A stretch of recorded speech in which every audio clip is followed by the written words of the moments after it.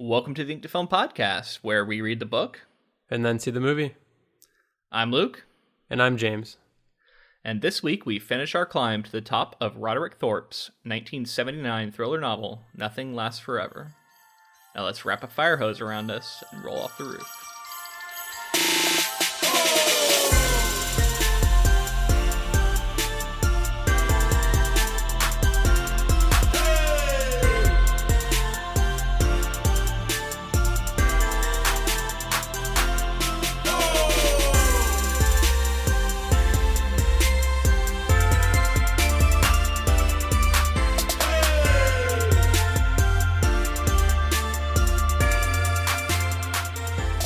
Before we get into the second half of this novel here, I wanted to ask you, so we know that Sinatra played Joe Leland in the original The Detective. I was thinking about it in the intervening time, and I bet Roderick Thorp was thinking about Sinatra the whole time he was writing this novel. Do you think that affected the way he imagined this character? I think so. What's funny is in our last episode, you had mentioned the way that you envision Leland's character was an older Bruce Willis. After we recorded last episode, I then saw him as Frank Sinatra with the suit and the hat, everything, a full decked out Frank Sinatra look. Yeah, I don't know why it didn't occur to me last time, but I bet you, Thorpe had, at the point he wrote this novel, had already had a film made about the previous novel in which Frank Sinatra starred.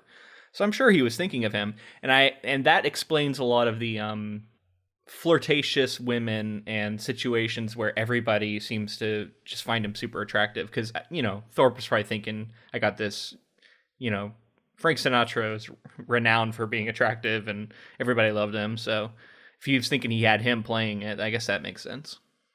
I want to talk more about what the movie would have been like if Sinatra had played that role. maybe in the movie episode, I don't know. What do you think? Yeah, sure. Okay, so for the book episode, though, let's get back into the summary here.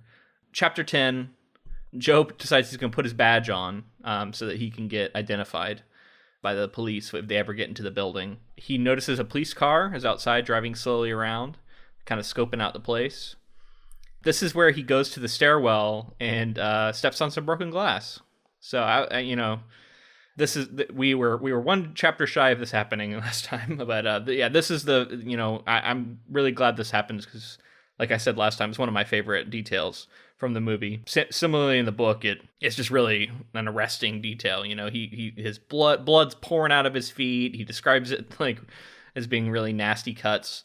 He talks about the glass grinding into his flesh as he's walking, which is all just really good. And he hears some gunfire, goes up and opens the door, and he startles a woman up there who ends up being his fourth kill, another terrorist. And he just shoots her immediately, basically, once he identifies that she's a terrorist, before she can grab her gun. After he does that, someone else shoot at him. He gets in a gunfight with a guy, makes a ball of plastic explosive. Oh, and then he pulls basically hey, look over there kind of moment, almost comical, hey, what's that? And basically gets the guy to look. Although it's weird because at first he's I'm not going to fall for that. And he's no, really, look over there. And then he does. Anyway, and he shoots the guy, driving him out a window. And that's number 5. So right away, he's taken out 2 terrorists in this first chapter back. And he upgrades his Thompson to a AK-47. And finds some towels and rubber bands them around his feet, which is kind of a funny idea here. But, he's got to stop the bleeding somehow. And turns on the radio and finds the cop on the other end. A lot of ground there. Yeah, I like you said, I really like the detail of the glass in the feet. And the way that Thorpe describes it is really gruesome because it's just blood pouring everywhere. And it's definitely one of my favorite details from the film as well. To see it here was fun.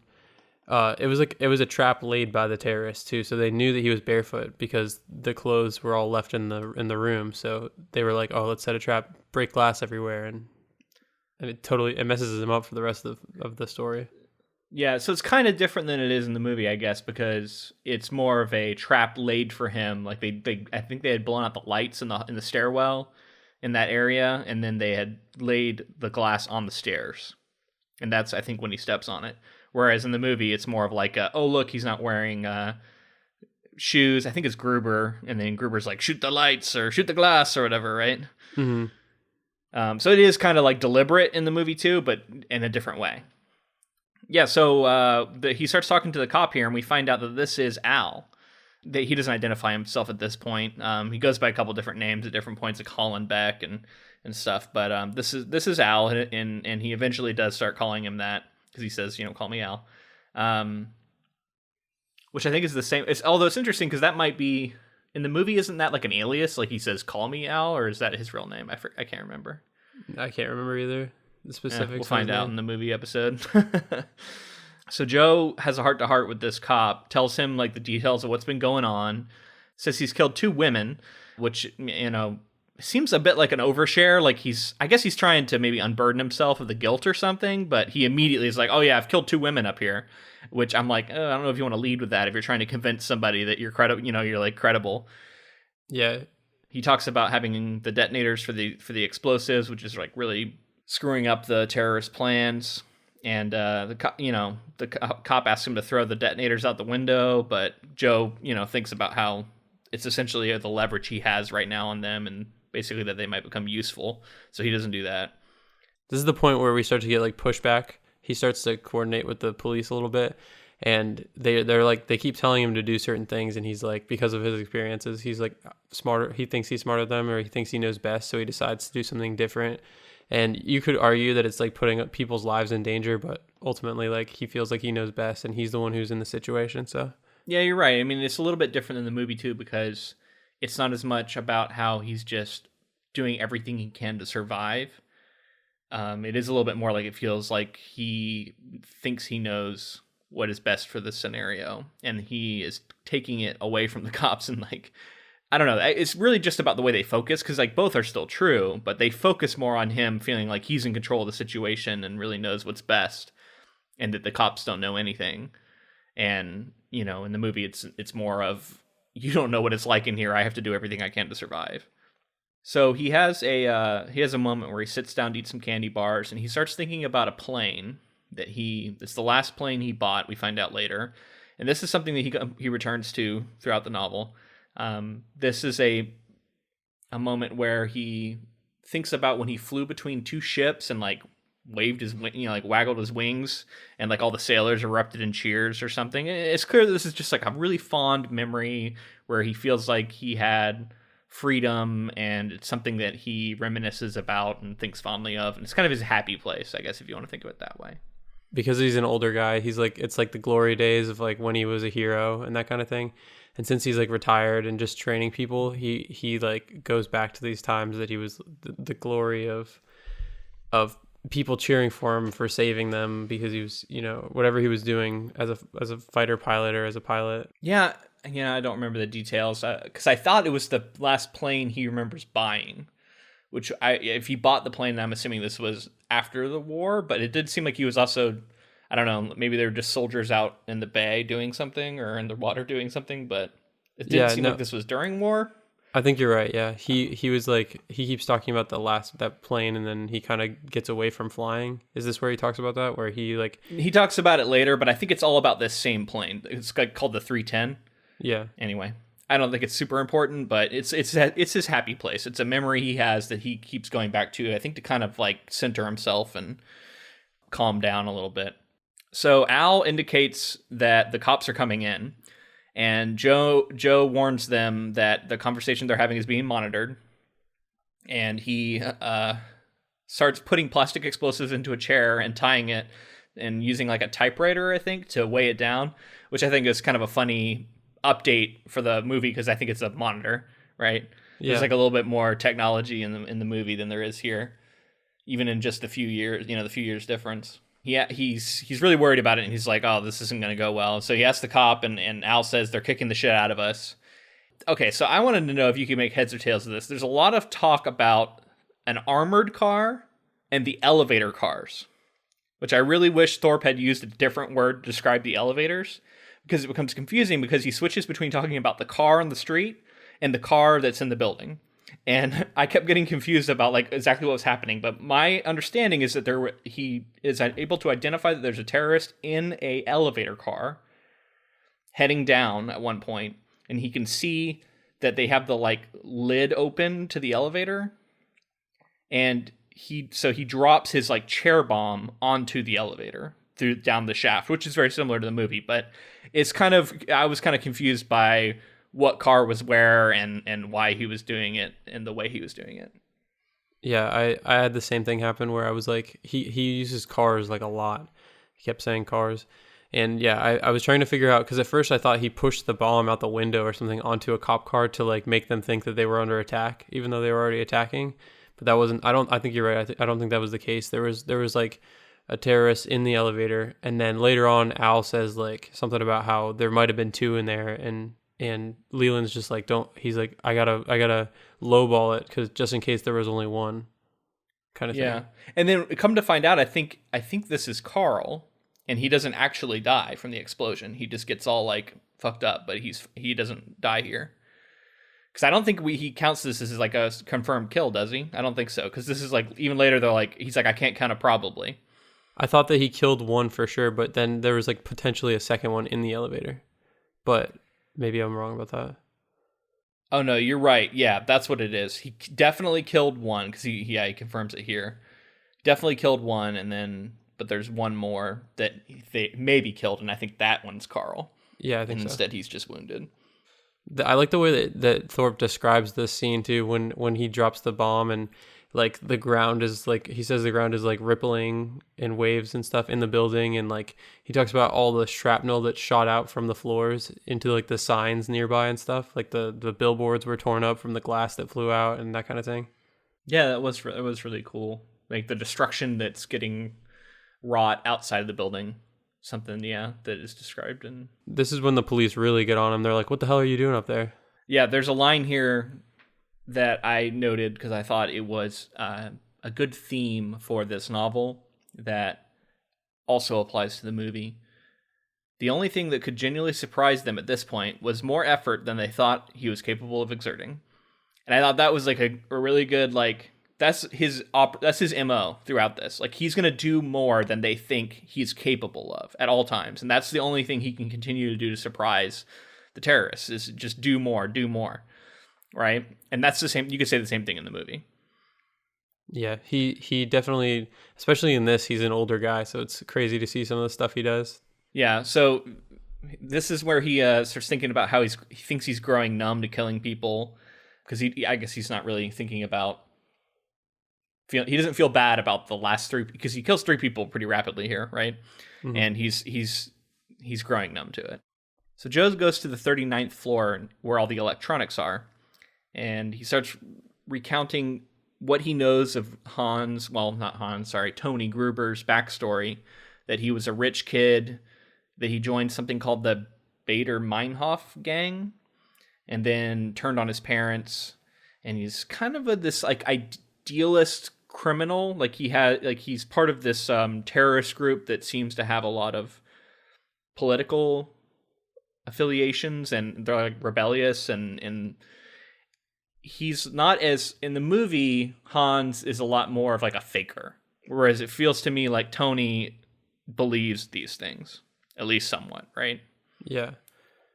Although he is also like a psychopath in the movie, in the book. Yeah.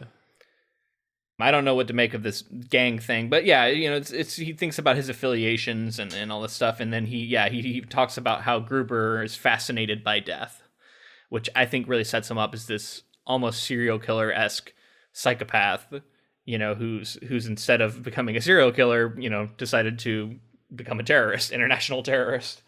But yeah, same kind of thing, like someone who's fascinated by death and murders a lot of people. So he flips back on the radio to talk to the cop, and he tells him what's going on. They talk about how they think that he got one with the bomb, which was number 6. And the cop says that the 17th and 18th floor are completely blown out. And this is when they talk about how a bunch of debris rained down. And this is also when Al hands the radio over to a Dwayne T. Robinson, commanding officer. Now, I don't remember, is this the same name of the guy in the movie? Like the same, I think it is, right? Yeah, I think so. His commanding officer who wants to take over the situation, right? Yeah, I don't remember if he has the exact same name, but it's the same character for sure. Yeah, it doesn't go well. Joe doesn't like him immediately, and immediately says, "Put the other guy back on."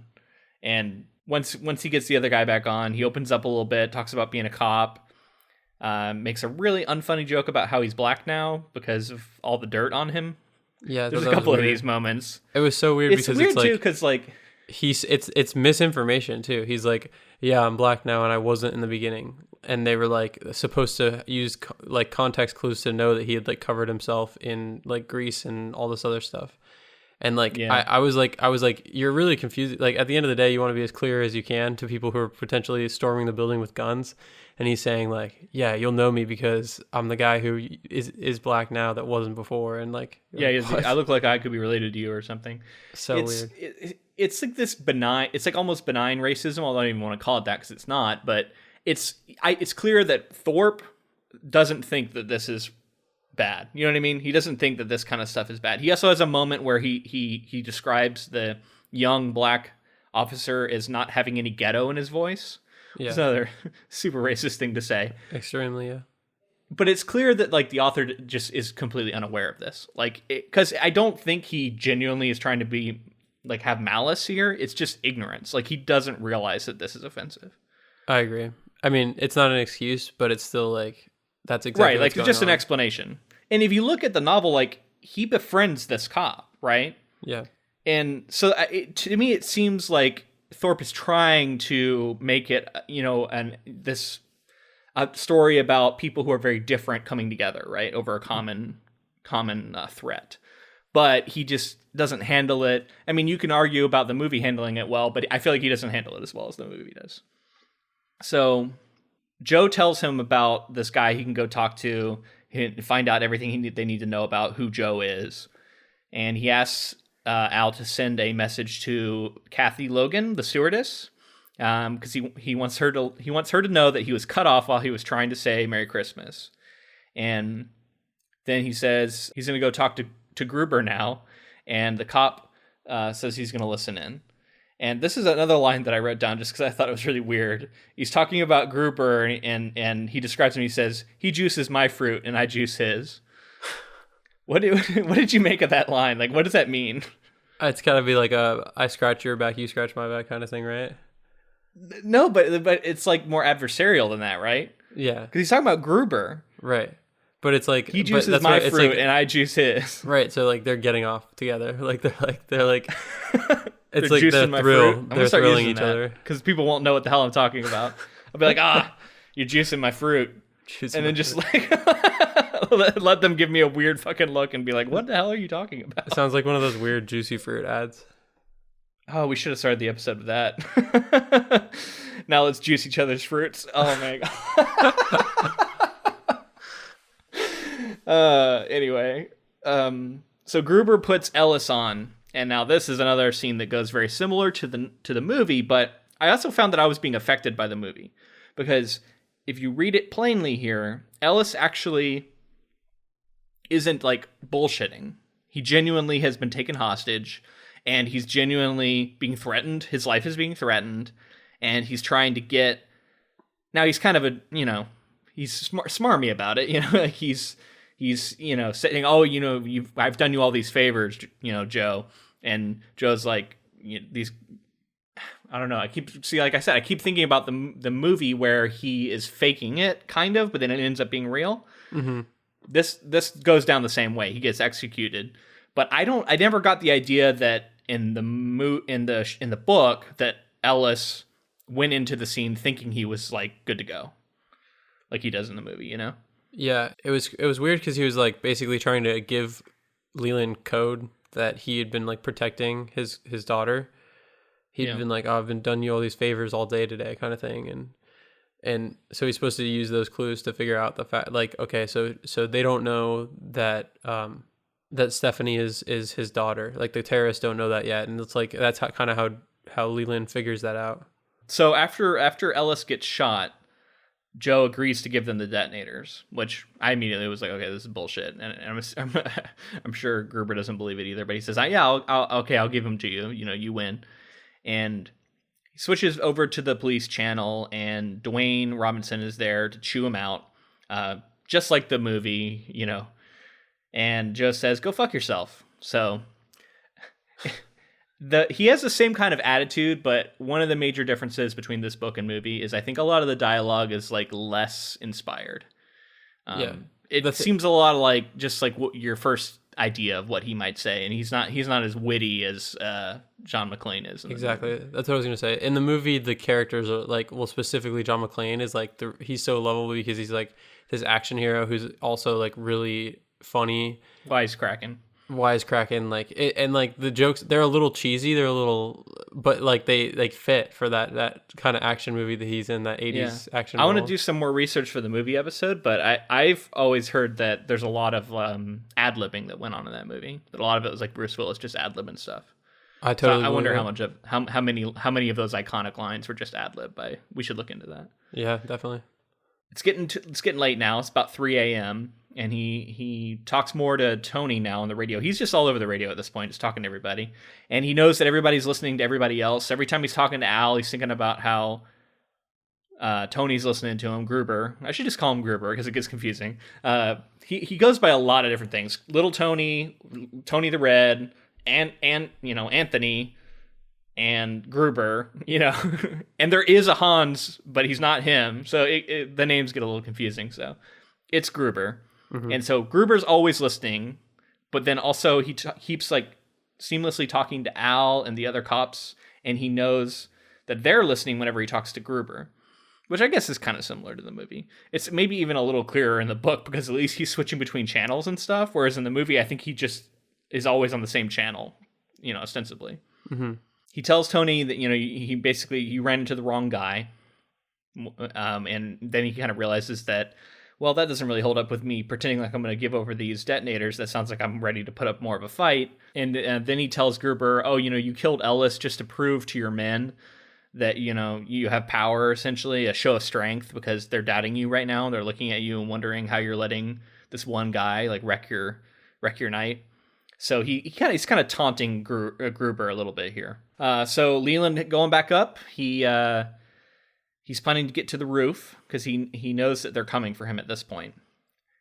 And he's almost to the roof when he finds a girl in army fatigues, and she he doesn't find her, she finds him essentially and gets him cornered. Now it's interesting because I think this is kind of our version of the scene that happens in the movie where Gruber gets the gun on him. Mm-hmm. Because it's the same kind of thing where like she has the drop on him and has a gun on him, and she demands to know where the detonators are, and she's escorting him, and he distracts her for a second, tackles her, and in the scuffle gets shot in the thigh, and then a second shot goes off and like burns his flesh with the muzzle flare, which is a cool detail. And then he gets the best of her, punches her unconscious, and then shoots her in the right eye. And then he faints. So another pretty brutal scene here of him killing another woman. This is his third woman he's killed. Yeah, it's not quite as much fun as when it happens in the movie. Because in the movie you're like, oh yeah, he's doing it, and in this you're just like, every time it's like this like grueling kill, and he's like really affected by it, and he's getting really, really messed up. Yeah, and I commend Thorp a little bit for this because he's trying to. At the same time as he's kind of glorifying this whole stuff, like he continues to undercut it by showing how brutal these kills are, and he doesn't shy away from it, like he shows it in graphic detail. And it's interesting because I think you could rightfully make an argument that the tone of this novel holds it back a little bit from being as popular as it might have been otherwise, because I think some of this stuff is a little bit off-putting, and it doesn't line up with what we know from the movie. Which you could argue is the more popular route to take. Now, maybe Thorp had like some sort of artistic, thing in mind that he really didn't want to compromise. But I also wonder if maybe an editor at some point in the process could have pushed him in a way that might have made this novel even more popular. But I think there are some reasons in this novel that it's not as popular as it might be otherwise. Okay, so he calls back Al and he tells him, hey, I just killed another woman. And they both agree that it's really fucked up. Now it's weird too, because like it seems like this gang of terrorists is almost 50-50 men and women, right? Like, there's a lot of women in this gang. Like, a surprising amount. Yeah, and they keep talking about how every single one of them is so young. Like, he just got these, like, child soldiers. Like, all of them are, like, 20. Yeah, they're all, like, 20 to 25, it seems like. Now, the cops are happy that he's got another terrorist, and basically they focus on that. They've looked into Joe and know more about him. This is where the cop tells him, call me Al, which I was like, finally, because he had been like really kind of vague who this person was for a long time. And I was like, okay, this is Al for sure. Mm-hmm. Although Al in the novel is very different. He's young. He's like a young kid, 20-something himself. Al says that they called Kathy and that the media is here now and that they want to set up this like call between Joe and Kathy eventually. And Joe's happy about that because he's been wanting to talk to Kathy this whole time. Yeah, I thought it was pretty interesting that this girl that he barely knew was really, really invested in him and was, I mean, I guess I get it because they kissed and it's like supposed to be the love story, the through line, but it was pretty wild that she was like as invested in his safety as she was. Yeah, almost unbelievable, right? I agree. Well, we get to more of that later. So chapter 13, he wakes up and it's kind of surprising because we didn't know he was asleep. So it seems that he's just like really exhausted and maybe falling asleep and having these little short naps or something. And he wakes up because he's in pain. He starts surveying his many wounds, and he theorizes that he thinks he's lost about a pint of blood. And he talks to Al, and Al's asking him about the number of terrorists. And there's a lot of like, Al, the cops not quite believing the numbers he's providing them. Like, how do you know there's 12? Are you sure there's 12? How do you know you've killed that many? Are you sure you've killed that many? And so it's interesting because there's a lot made over this like number stuff, which I guess, in real life would be very important because they would need to know an exact number, right? Yeah, but if somebody's telling you the number, you would probably believe it until you had a reason not to. Like if some guy's telling you, and I think it's basically just to set up that later we're like told that they're all gone and there might be one remaining. Yeah. Well, here he starts thinking about his happy place again. This is where he talks about how it's the 310 is the last plane he bought, how he had to quit flying and focus on his work, and it seems like he regrets that. He's worrying about Stephanie here. He has a really long... he has a long pessimistic thought about how the world is growing disconnected and unfeeling, and how the building is here when it could have been a park where people would sit on a bench and enjoy nature. And it's funny because it's this... He has these thoughts a few times throughout the novel where he's thinking about how he's railing against the modern world, right? Oh, everybody's getting so disconnected and caught up in media and all this stuff. And it's funny because I know this is 1979 novel, so it's just the tip of the iceberg at this point, right? Well, I also think it's just like as you get older, I think every generation feels that way when they look at the younger generation and like with the things that are happening. And I guess that's what I'm trying to say. Yeah, it's like he's railing against it, and it's like it's nothing compared to like it is now, but you still have people doing that today, right? And it's like you said, it's like every generation goes through this where progress and technology intimidates them and they don't understand it and they think that everything's going to hell and that the world doesn't care anymore. And I don't know, it is kind of an interesting, I believe it that an older character like this would have these thoughts, but it is always interesting to me, like it's like people go back to, what is it, like ancient Rome, and like there's quotes of like people saying youth today don't are going to ruin the world, they don't understand what's the realities and stuff, like it's being said forever, right? Exactly. Well, the times they're changing. Bob Dylan, right? Yeah. And it's always the next generation is going to ruin the world and they don't know anything.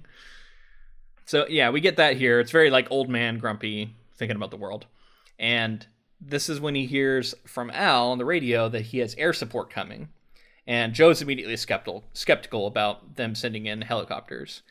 And he starts to think about how he's expendable and how if he gets shot in the as the helicopters arrive shooting up the roof or whatever and he gets killed, that it's gonna be like no big deal. Like he was there like helping them and then he got caught in the crossfire and he thinks that it's gonna be kind of played as him being heroic and that maybe it's part of the plan. Yeah, well, the leader on the ground of the police force is like kind of not, like we saw before, he wasn't really getting along with him on the radio.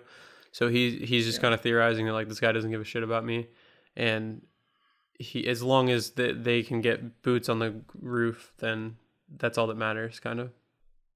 This is also when Al tells him that news networks are broadcasting their conversation, like live on the news. And so then Joe immediately drops an F-bomb, which I thought was funny, because he just doesn't care. But this is also an interesting difference from the movie, because that never really happens in the movie. There's never, like, these radio conversations they're having don't get picked up by the news, do they? I don't think they ever do. I don't think so. Like, there's a lot of news, like, reporters on the ground, and they're cutting to them and they're saying stuff, and I think they're live on the scene, but I don't think we're getting any sort of like radio pickup or anything like that. Yeah, which honestly I feel like is kind of a plot hole, because that makes a lot of sense. If they're just broadcasting out on radios, like, of course the news are going to pick it up and be broadcasting it probably, or at least, you know, reporting on everything that's being said. Yeah. Well, what was the difference between, I don't really know, but like radios from like the 70s to like the early 80s or like the late 80s, I guess. It's like, could you have like military grade like radio wave stuff that couldn't be picked up by the public or something? Well, and there's a lot of like range limitations. So maybe you're right. Like if they, because in the movie, I think they keep the like media back more than it seems like they keep them in the book. And maybe that would prevent them from picking up these radio transmissions. Because they don't go forever. Yeah, they have a limited range. But anyway, in the book, they are being broadcast on news, and so Joe warns Al that the gang really wants to shoot down a helicopter to prove that they, you know, still got it, and he's worried about them sending the helicopters, but they're gonna do it anyway. Yeah, which is, and like Al offers. They don't care about the pilots apparently, because they're like, oh, it's fine. Yeah, they're like, well, they just don't believe Joe. They're like, yeah, right, you know, kind of thing. Well, I just don't understand that mentality. Why didn't they believe him throughout this whole? Yeah, well, there's a lot of that in the movie too. Yeah. That's one thing that, like, I feel like as an adult seeing that movie doesn't hold up as well for me, is that the cops, other than John, are really stupid. Yeah, and I maybe it's not quite as bad in the book as it is in the movie, but yeah, this is another example of them being a little bit stupid and not believing him. Al offers to put Kathy on. He's gotten hold of her. And so Joe says, okay, let's do it. And he has this conversation with Kathy where she's worried about him, and he tells her about what's been going on and how he's had to kill all these people and how he got cut off when he was trying to talk to her. Again, he barely knows her, and he's like, "Look, I need you to accept me, even though I've murdered all these women and all these people here." Yeah, and I've killed 3 women tonight. Yeah. That's what he tells her, and she's just like, "You're doing what you got to do." Like, I just don't think she would be that invested. Yeah, and she's like, "Oh, I want to see you when this is over," and you know, like, I kind of get some of it, because like, even if it's someone you just met, you know he's in this crazy situation. So even if you don't really believe it, maybe you say like, "Yeah, you got to get out of there so we can like." Talk, but it's more like she should be like, yeah, I really would like to, you know, continue to get to know you after this. But instead, they're talking to each other like they're longtime lovers, right? Right. Yeah. I don't know. It's something about it is a little weird. I agree. Like, it's a little off from believability to me, I guess. We learned that Joe's going to wait till sunrise, and that he's kind of playing up his disability while he's on the radio with Kathy, and, you know, because he wants Gruber, because he knows Gruber's listening. That's the other thing. He knows Gruber's listening to all of this. So he wants Gruber to think that he's like even more injured and can barely walk. And, you know, I mean, he is pretty injured and can barely walk, but he's making it seem even worse than it is. So he gets off the phone with Kathy, and now Al, or the radio. And now Al says, basically says that he loves him, calls him his brother. They have this kind of bonding moment. So that was all very similar to the movie and nice. And I liked that. I like that stuff. Connection between him and Al was good. I agree. I like that stuff. Like, I think they do a good job with that. And then, much like happens in like a lot of other chapters from here on out, Joe just keeps thinking about how he really wants to kill them all. He's like, I just want to kill every last one of them. He's really bloodthirsty for the rest of these people. It's crazy because here soon he mentions for the first time in like 13 chapters his grandchildren. Like, in a little while he's been thinking about like a lot about his daughter and stuff, and then here in a little while he's like, I gotta save my grandchildren, and you're like, oh, you care about them now? That was Yeah, no, I agree. They get completely ignored for the most part. So this is where a man calling himself Taco Bill comes onto the radio, and he's and there's others too that kind of butt in, and Joe has to tell them all to stay the fuck off the channel.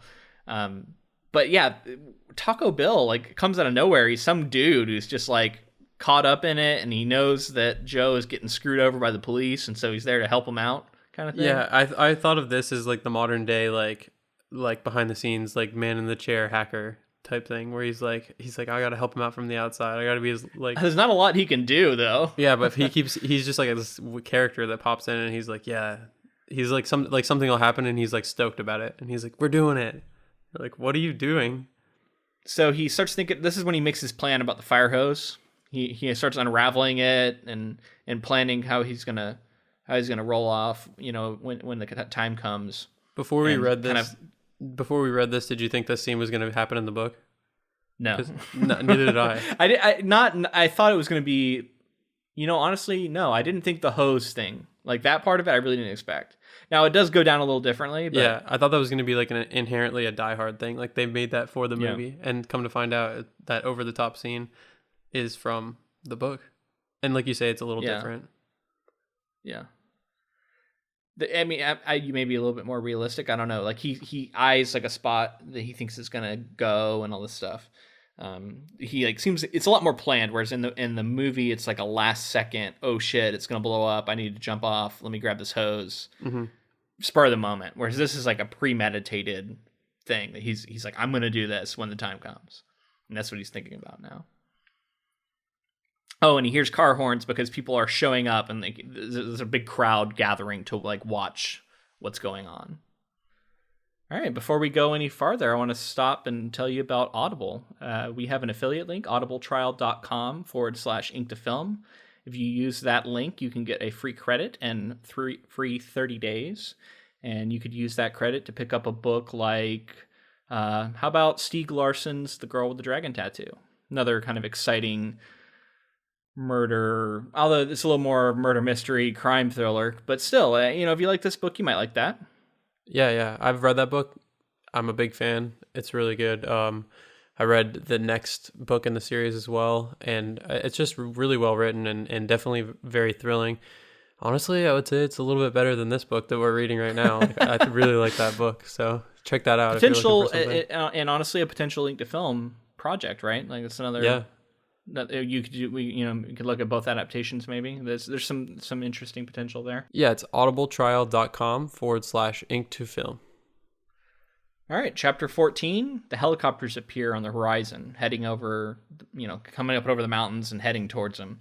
And it's interesting because the sun's starting to rise here, and Joe's been planning to put his back to the sun so that if the terrorists come out, they're going to be blinded. This is another difference from the movie, right? Because in the movie, I don't think it ever becomes morning. But here, it's like the sun's rising and it's the next day, right? Yeah, it's definitely different. What's funny is anytime helicopters are on the horizon with like a sun either setting or rising, it reminds me of Apocalypse Now, that famous shot from Apocalypse Now. So for whatever reason, I thought of Apocalypse Now and Die Hard mixed together for this scene. Yeah, well, he's talking to. So here's another moment that's very confusing. I mean, this is maybe even more confusing than the car thing. So he's talking on the radio to Kathy, Taco Bill, the police, and Gruber all at the same time, seamlessly switching between the two, and there's no dialogue attribution tags. So there's like very little where they say like Taco Bill said this. He just like gives us all this dialogue and expects us to figure it out by context clues, who's speaking. Did you get lost in this? Because I felt like I was getting a little lost in who was saying what. Yeah, it was definitely like you said. I don't know if that's like a writer choice or if you've seen that before. It is. Another moment where I think an editor could have helped with this and said, "Hey," because like thrillers is very like bare bones, but still, if you're getting confused, that's never good. Yeah, I mean, I get it. He wanted it to be really quick, but it was wild. Like I was just like, and you had to figure out. Like I went back a couple times to like make sure I knew who he was talking to during all this. Like it's a couple of pages of just like dialogue. Yeah. So the helicopters get closer, and this is when Joe asks Taco Bill to flood Channel 30 or to like jam it or whatever. So he floods it with Christmas music, and then he throws the radio as a distraction, and the terrorists start to come out onto the roof or start shooting out as the helicopters arrive, and this is when Joe puts his plan into motion. There's movement at the door. He exchanges fire a little bit with them, and then Joe leans out, shoots this window that he's picked out as his landing spot, and he's leaning out over the edge to shoot down at it, which I found a little bit unbelievable. Like I couldn't quite picture an angle that he would have to where he could actually pick a certain window and shoot it out, and that's one of the reasons why I think the movie version works actually a little better. Yeah, I was like trying to figure it out logistically too. Like I was just like, all right, I'm going with it. He shut the window, whatever. Yeah, he shot a window that was underneath him somehow. He picked it out and was like, "That's the window I'm going to land at," because I figured out how long this rope is, and I'm going to, and so he blows it out so he doesn't have to like hit a solid object like he does in the movie. So the helicopters are opening fire, shooting up the roof, and guess what? One gets blasted out of the air, like he said. Yeah, it would. Terrorist comes out with an RPG and shoots one of the helicopters, exactly as Joe said was going to happen. And as it explodes, this is where Joe rolls off the roof to save himself. And it's interesting because I think in the movie there's like it's like the C4 or plastic explosive, right, goes off, and he's getting away from that. Whereas this, it's more of like an RPG hitting a helicopter. Although a helicopter does get blown up, so it's kind of similar, right? Mm-hmm. But here he rolls himself off the roof because he can't jump, he's too screwed up. And as he rolls himself off, he comes back towards the building, grabs onto the ledge that he is like eyed, pulls himself up into the building. And it's a very similar moment where like the weight of the hose is pulling him out the window and all this stuff, and he has to get free of it, or he's going to get pulled out. Although it's not as clear to me exactly what was happening, and we didn't necessarily have the end of the hose getting like carried off by a heavy thing like I think happens in the movie. So it's a little different, right? It's a tense scene in the movie. I like that scene. Yeah, I like it too. So, but it is similar here, and he gets free finally, and it's funny because he notices that Rivers' body is here, and he's like startled by it, and then he unloads into the Rivers' dead body. Waste of ammo. Yeah, like this is weird. This is a really weird moment. Like I guess he's so he's such a crazy moment where he just jumped off a building. I guess is the explanation, because otherwise Joe was very methodical and clear-headed, and this seems just like a moment of insanity almost. Even when he was up on the building, he was like returning fire before the helicopter got shot down. He was like returning fire, and they talked about how he was doing it in bursts of like two shots or three, and then he gets down and he just and he sees a dead body and reacts by unloading a full clip into it. It just didn't seem, I don't know. Yeah, it was weird. It's like he was startled by a dead body, but like I don't get why. I don't know. Or maybe he's just like he was also like maybe frustrated with Rivers for being caught up in all this. I don't know. It was weird. Yeah. Anyway, chapter 15. His legs got really numb, and he's worried that he's going to lose it. Eventually, he figures that Gruber thinks he's dead at this point. The police thinks he's dead, and it's kind of freeing because he's like, everybody thinks I'm dead, so no one's going to expect me to do anything. Thinks about how he wants to kill all of them.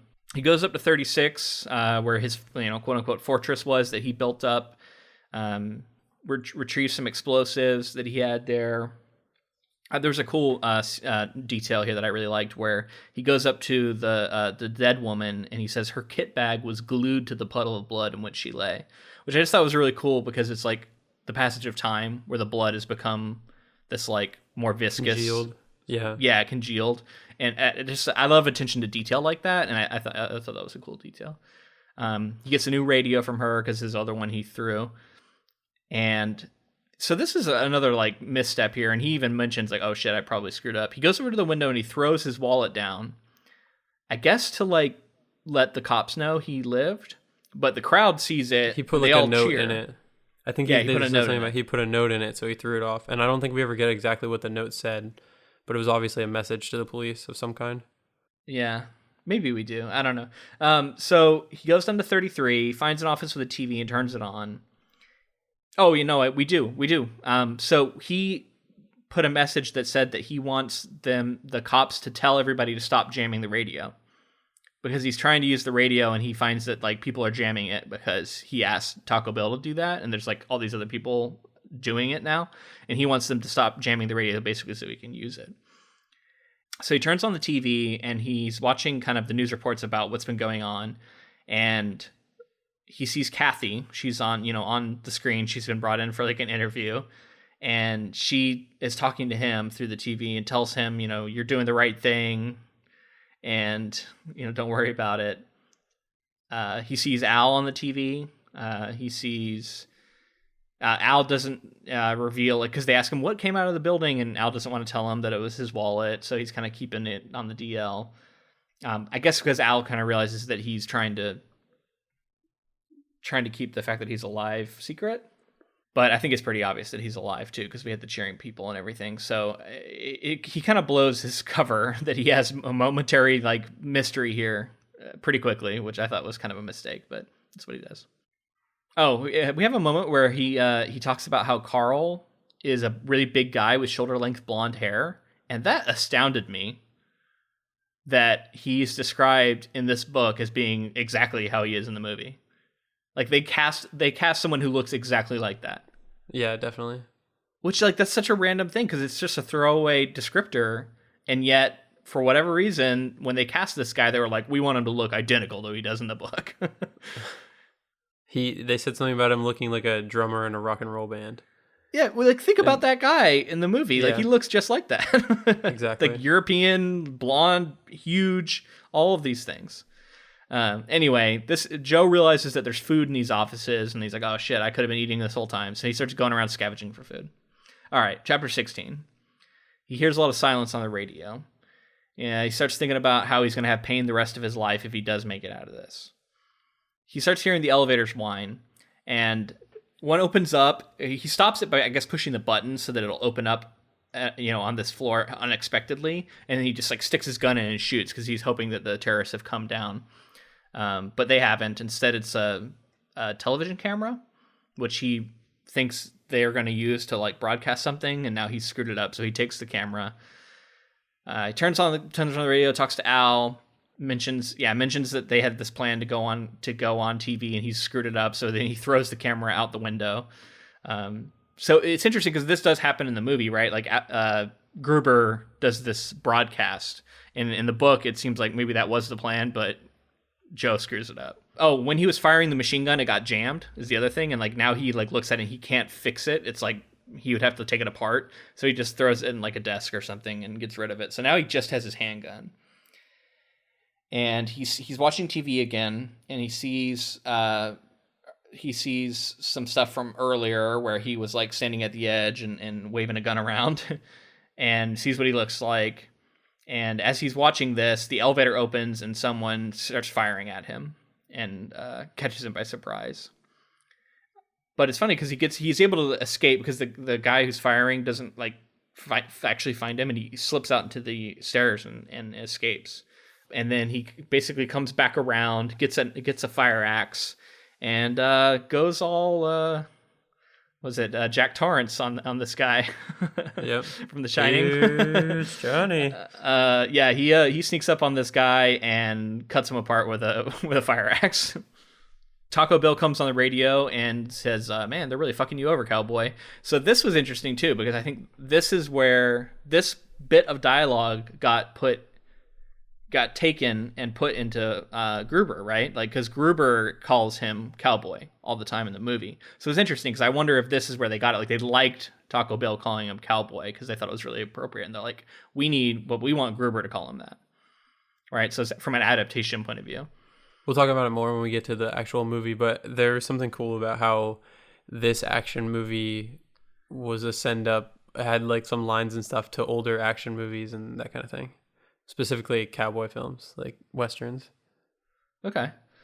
So Taco Bell has like figured out a way to rig up his radio so that Joe can talk to Kathy now. So he puts him through to Kathy. Well, it's weird too, because he like puts the walkie-talkie he puts the radio up to the TV, and also it's just such a weird way to have them talk to each other. Yeah. And so it becomes clear that he has this plan where he's going to use it as bait for someone else to come and kill him. And so he sets it up to where like the TV's in another room and he's looking at it through the glass. He's talking to Kathy and he even like apologizes because he's like, people shouldn't use each other if they just met each other. But she also kind of gets it. Like she figures it, intuits that he's using it as a trap. So I thought that was a little unbelievable, but still that's what he does. And then they're talking and he starts telling Kathy like, oh, I'm in trouble. And I don't know, it was a little confusing, but yeah, he's basically using this conversation as a trap. And a man shows up to where he is and Joe shoots him through the glass and blows him away. And that's the 9th terrorist now he's killed. And then he apologizes to Kathy for using her as a distraction. And then, of course, there's the big oh shit moment where all of a sudden Gruber gets on the radio and says, your daughter wants to speak to you. And then he puts Stephanie on and she says, do what they say or something. I kind of felt like this should have happened earlier too, because it adds way more tension. Because we had gotten to the point where we're like, he's a superhero and he can kill everybody and he can outsmart them. But like, had the daughter been threatened earlier, there would have been more tension for more chapters. I don't know. Yeah, although I don't know, like at this point when he has the daughter, like it forces this final confrontation has to happen now. Whereas that's true, yeah. It wouldn't have made a lot of sense for him to, be able to continue to do anything at this point. Yeah, that's true. It would have just like basically become him fighting his way to the hostages like it does. So he has this thought, and this happens a lot in this novel where Joe theorizes about why something happened, and then we just have to take that as fact, right? And so he theorizes that she turned herself over to like protect her children, which, okay, like I don't know, that seems like a really bad idea. Because we had no indication that Gruber figured out who she was. And why would you, like, put a target on yourself at all? It just doesn't make any sense to me, if that's true. So Gruber is basically taunting Joe and saying that he's protecting this evil corporation and who's been stealing money from the people of Chile. And he's making himself out to be this, like, freedom fighter, talking about their cause and everything. And he hears them blow the safe. And when he hears that, like, he's been doing this mental calculus where he knows there's 3 of them left and he knows one is down below. Then he hears one below the safe up on a different floor. So he knows that there's only one left on this floor and it's Gruber who has his daughter. So, somewhere in there, he figures out he can go out in front of the hostages and he comes out and basically tells them all to start going downstairs. And he looks really crazy and like covered in dirt and his grandkids are there. And we have like, it's very like, there's not a lot of like weight is given to this, but his grandkids are there and they say he looks like one of them. And then there he's like, I'll take care of it. You go down. Like, and he just tells them to leave. And so the hostages start going down.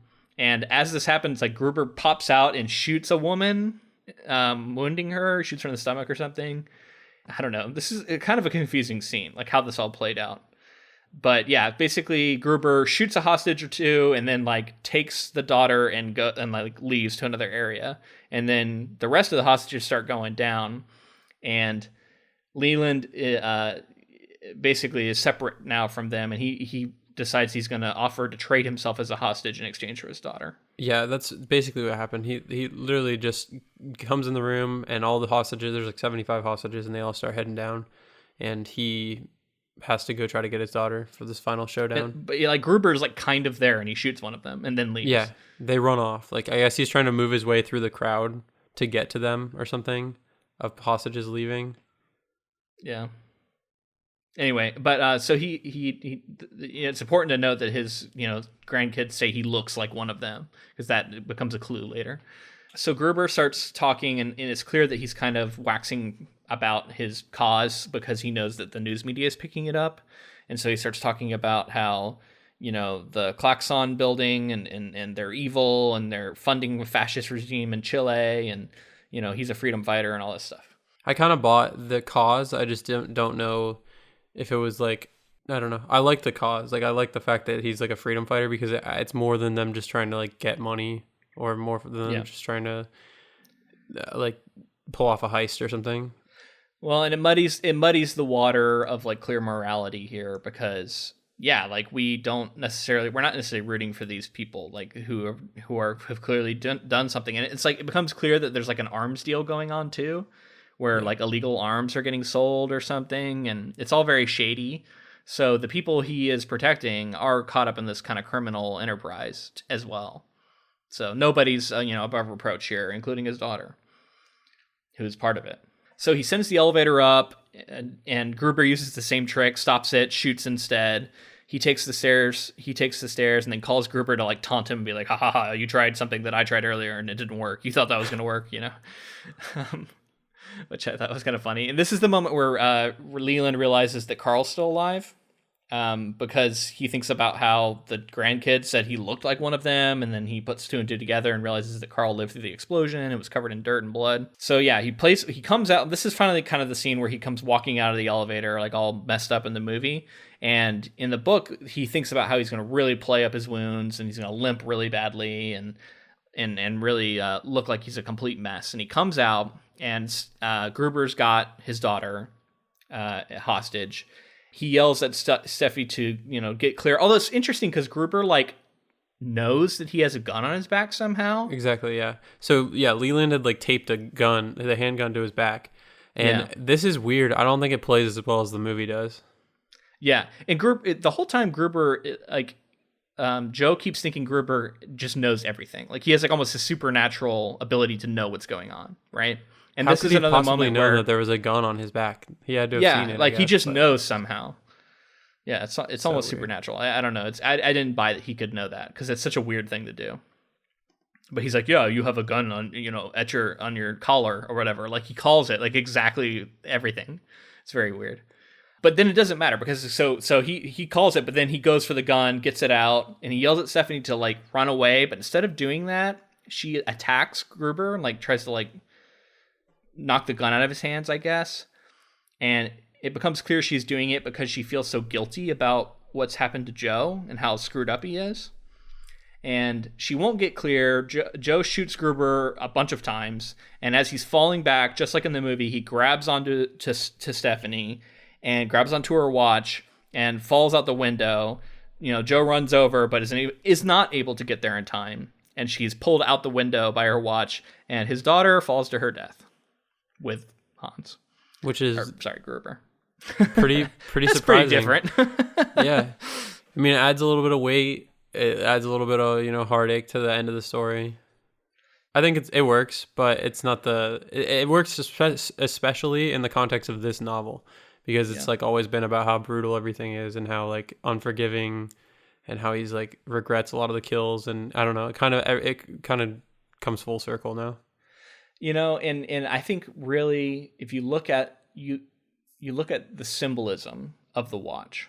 The watch is the symbol of her tie to this corporation. It's what Ellis gave her, and it's important that that's what Gruber grabs, and that's what pulls her out the window, right? Like it's her tie to this evil corporation. It's her sins. She can't rise above it. She gets dragged down by them, right in this moment. Yep, and I like that.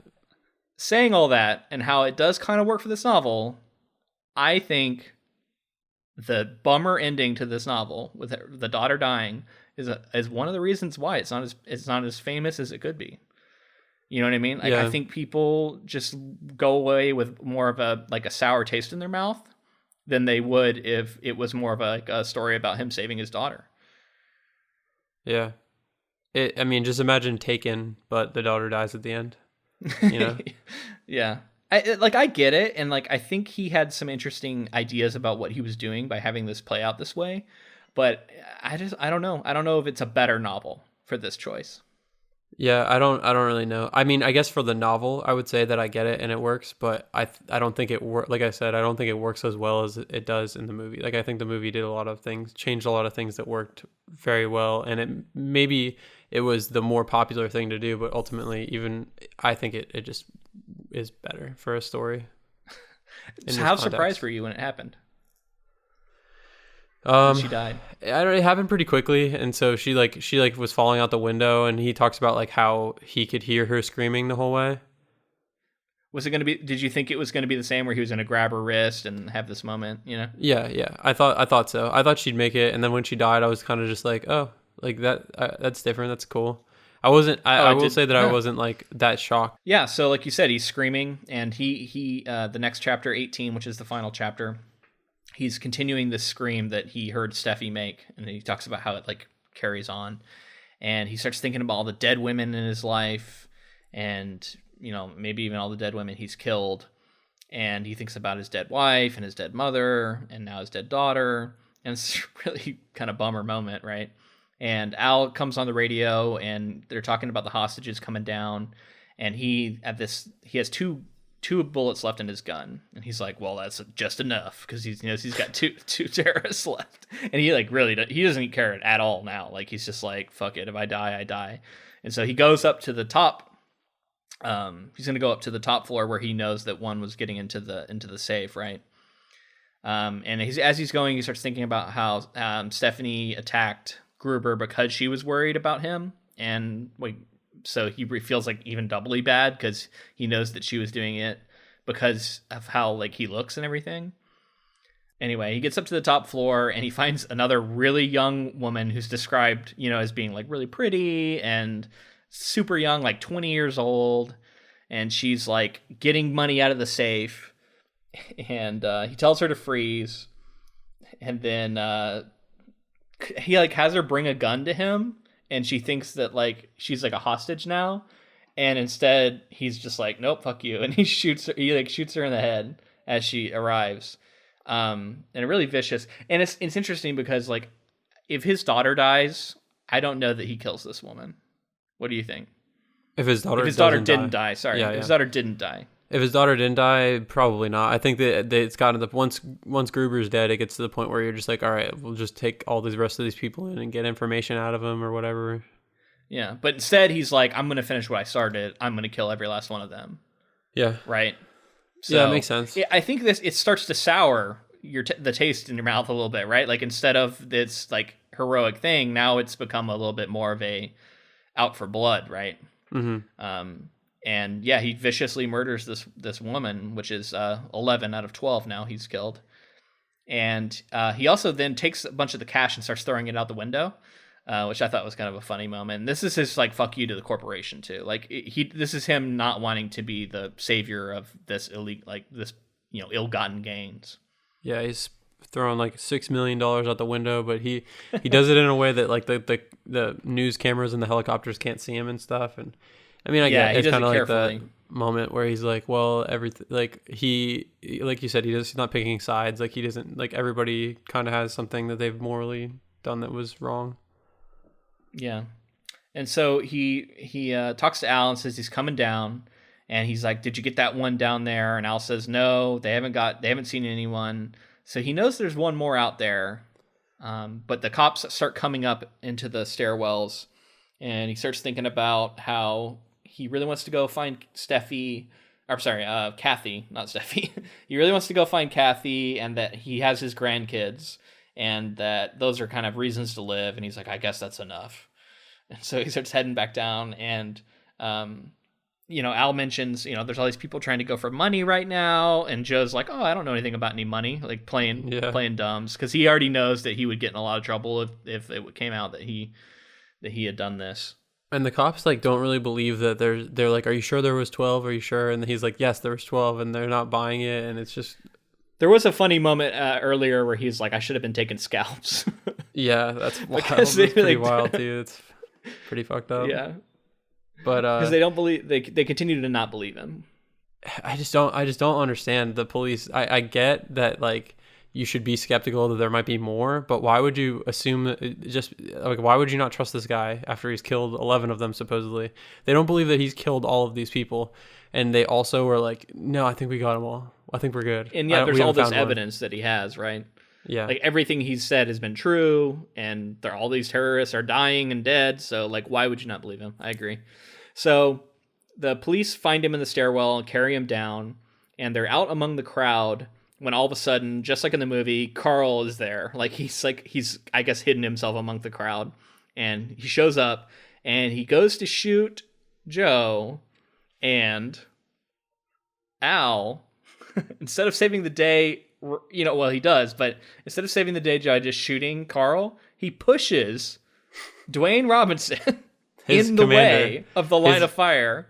Yeah, his like superior officer. His commanding officer. He pushes him in the way, and Dwayne gets shot to death by Carl here, as well as a few other like reporters and people in the crowd. And then after Dwayne's dead, Al then shoots Carl, blows his head off. Yeah. And he's like, he died a hero. He saved your life. I saw it. The doctor who was like starting to work on Joe also gets killed. Yeah. But he says oh, Robinson saved your life. He jumped in the way of the bullets, like kind of just saying like he died a hero. Yeah, they have this moment where they agree. They're like, yeah, Dwayne died a hero. He tried to save me. This is such a like weird, fucked up thing to happen at the end of this book too. Like this is almost worse than the daughter dying, right? Because Al, I don't know, like it takes Al, who is this really like cool, heroic character, and it makes him pretty shitty. Like, he just threw his commanding officer in the way. I think they wanted to stick it to the commanding officer who wouldn't listen to Leland the whole time. Like, this is what you get for not listening all along. Yeah, really, he gets a lot here. And then he shoots Carl. So it's like, the people who adapted this probably rightfully go, why doesn't he just shoot him right away instead of taking the time to push the other guy, Yeah. And then we're at the end of the novel here. Joe ends the novel by closing his eyes and thinking about flying his plane. Yeah. That's it. That's the end. There was a little bonus feature. Did you skim that? Did you read that at all? Was that in your version? No, I didn't have that.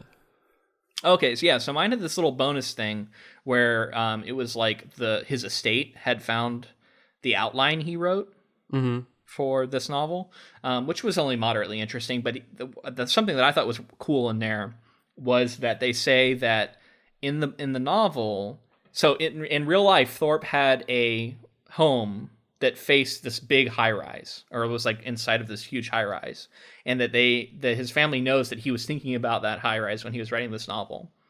And the description of when Joe goes to the lights and flushes the SOS, the description of the place that responds to him is supposedly very similar to where his real house is. That's cool. And so they think that essentially Thorpe was writing himself into the novel as the mystery man who responds to Joe's SOS. That's funny. That's cool. I think it's a pretty cool little detail, right? Yeah. So I had a question about the end of the novel here for you. Yeah. The way that they describe the very end of the novel where he's like in pain and can't move anymore and all this stuff, and then he shuts his eyes and he it like says he wants to think about flying for a while. Do you think that he died there in the novel? Because I thought that you could read it as him dying almost. Yeah, I don't think he does though, because I don't think any of his wounds are fatal, and I think it's more just him trying to find peace in the last moments here. Yeah, I think you're right too. I just wondered if you because I kind of got I thought about it for a little bit. You can definitely the way that it's written there at the end. It kind of seems like he's like I'm done and like dies right there. But I think he's still alive, because what would be the point of him not just getting shot by Carl at the end then? To put him out. And I mean, it's not like he takes any additional wounds too, because if he had been shot another time by Carl at the end there and they had made that clear, then yeah, I think it would have been a more open question: is he dying from that additional wound? Right. But he doesn't get hit by Carl there, so I just don't feel like at that point he has like a lethal wound. Yeah. Anyway, apparently Thorpe was really interested in undercutting the image of this like really heroic man by all these terrible things that are happening, and he wanted to really like juxtapose how helpless Joe is at the end with how powerful he had been throughout the novel and able and like capable of taking on these terrorists. And it's really interesting, and it's, Thorpe clearly had that in mind.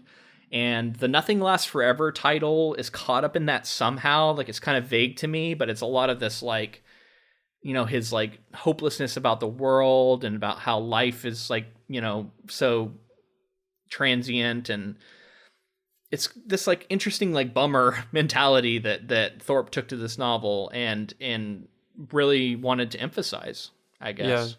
As I think there's definitely that also has something to do with like aging. Like basically what you were saying is just like as you get older, there's certain things that like you could almost see his journey through this as like his life, where it's like he starts off all like ready to help and doing all this stuff, and as he gets scarred along his life, and he gets wounded by all these things that happen, and then by the end he's just like completely trashed and has to try to pick up pieces in some way. Yeah. And this reminds me of something I didn't end up looking into, but I will for the movie episode. I believe the next movie, Die Hard 2, is also adapted off a novel, but it's a different author. It's a novel by a different author. Interesting. So I don't know. I'm curious to look into that, because that could potentially, maybe next year we revisit with Die Hard 2 or something, because it's also another Christmas movie.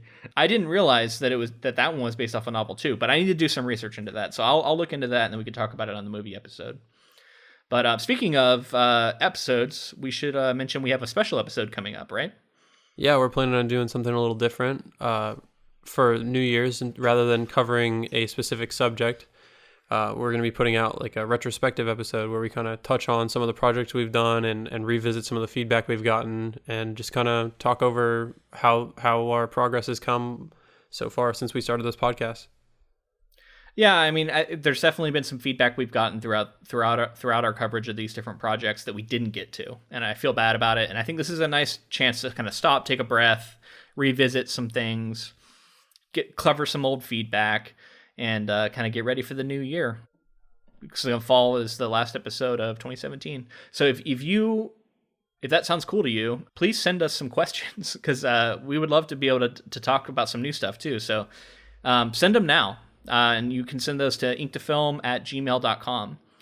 Any question you want, like if you're curious about anything about how we run the show, about how we choose our titles, about us as people, anything like that, send in those questions. Yeah. And future projects, anything you wanted to say about a past project that you didn't get to say, you have a couple weeks now to get it in, so that we can try to touch on that for a retrospective. Also, any other feedback that you want to send, just in general, for this episode, going up to the Die Hard film, which will be our next episode, you can send it inktofilm@gmail.com. Yeah, and I wanted to mention I'm going to PodCon this weekend in Seattle, which is going to be like a big podcasting convention. I know, like Welcome to Night Vale, MBMBAM, a lot of big podcasts are going to be there that I'm a fan of. So I'm kind of going as a fan, but also as someone who runs a podcast. So I'm going to take some flyers, hand them out maybe. But yeah, if you're going to that, reach out to me, because I'd love to meet up with someone who's listened to our show. That'd be really cool. Yeah, that'd be awesome. So if you also wanted to reach out to us in any way, you could reach out on social media. We're on Twitter, Facebook, Instagram, all of those @inktofilm, and we're pretty active on those accounts. Yeah, absolutely, and it'd be really cool to hear from you there. Also, if you want to help us out, the number one thing you can do is subscribe. Make sure you get every episode as it releases. Also, leaving us a rating would be really super helpful. A rating like this one, which come to us from iTunes, 5 stars by Dreadlord. He says, great analysis, great idea for a podcast. Each episode keeps getting better and better. When I listened, I feel like I'm having a conversation after watching a movie in the theater, standing around and talking about it in the parking lot or something. Love that you guys focus on adaptations, because not only are they good books and good movies, but they're usually the best movies. Nothing beats having an author spend all that time building characters and a backstory for you. I really like the diversity of genres too. Keep up the good work. Man, that's a great one. Thanks for that. Yeah, thank you. If you guys want to send in any sort of reviews like that, we would really appreciate it. So lastly, we just wanted to say thank you to Audible again. Our Audible affiliate link is audibletrial.com/inktofilm. And with that, you can get those 30 free days and 1 free credit for any novel in their selection of audiobooks. And also, we wanted to say thank you to Chris Hayes Music for the use of our intro and outro music. All right, well, stay tuned for next week when we get to the movie. And, happy holidays, everybody. I'm excited to get to this film. Yeah, happy holidays. All right, see you later. I'm Luke. And I'm James. Thanks for listening.